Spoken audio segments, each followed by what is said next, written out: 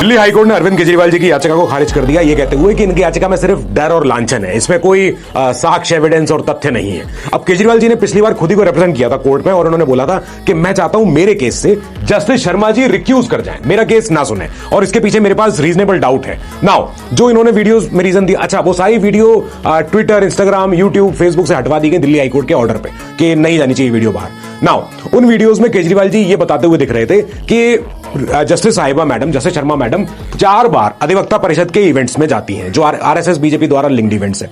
जो इनके दोनों बेटा बेटी हैं वो देश के केंद्र सरकार में काम करते हैं एज एम्पैनल्ड एडवोकेट्स। अब एम्पैनल्ड एडवोकेट्स काम करते हैं हमारे देश के एसजी तुषार मेहता जी के अंडर। तो ऑफ कोर्स जो इस समय खिलाफ पार्टी के वकील है, सीबीआई के जो वकील हैं, तो ऑफ कोर्स इसमें एक बायस आ सकता है, कॉन्फ्लिक्ट ऑफ इंटरेस्ट हो सकता है, प्रोफेशनल फाइनेंशियल कॉन्फ्लिक्ट आना इसमें वाजिब है। और मेरे मन में रीजनेबल डाउट ये है कि शायद जज साहिबा बायस्ड हो।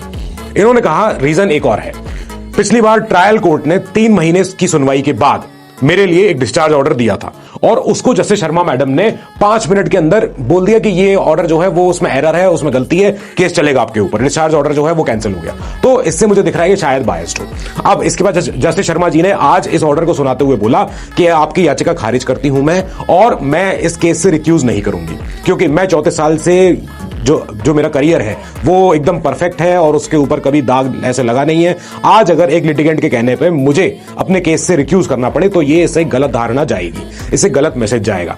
आपने हिंदी में सारे अपने आर्गुमेंट्स किए थे, तो मैं हिंदी में ही आंसर दूंगी ताकि और लोग भी समझ सके। कोर्ट को फर्क नहीं पड़ता है कि सोशल मीडिया को में और बाहर मीडिया इसमें व्यूज में क्या चल रहा है, लेकिन कोर्ट को इससे फर्क पड़ता है कि झूठ क्या है, सच क्या है। आपने जो एलिगेशन लगाए हैं वो एलिगेशन साक्ष्य के आधार पे नहीं है। कई सारे जजेस कई सारे इवेंट्स में जाते हैं और कई सारे जजेस के कई सारे रिलेटिव्स होते हैं, वो कई जगहों पे काम करते हैं। तो आपकी जो याचिका है वो बेसलेस है, उसमें डर है, उसमें खाली यही सब बातें हैं, लांछन है और उसमें कलंक लगाने वाली बात है, जो कि इस हाईकोर्ट को मंजूर नहीं है। तो ये कहते हुए आज रिक्यूजल ऑफ जज पूरा नहीं हो पाया।